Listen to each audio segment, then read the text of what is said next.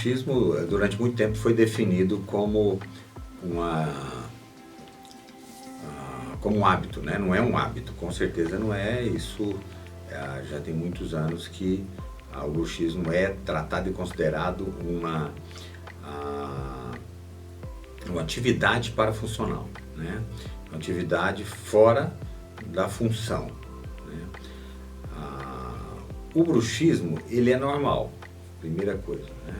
Assim como o estresse, não tem como a gente fugir disso, mas quando ultrapassa a capacidade de adaptação do organismo, no caso do estresse provoca síndrome do sono, insônia, tem que ser tratado. É a mesma coisa o bruxismo, quando ele provoca fratura de dente, dor na face, problema na articulação, dor de cabeça, tem que ser tratado, né? Então o bruxismo, ele é uma atividade parafuncional, pode...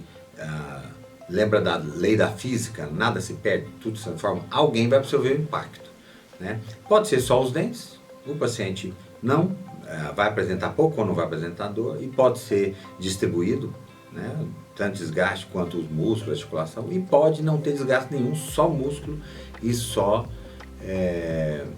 articulação, etc, né?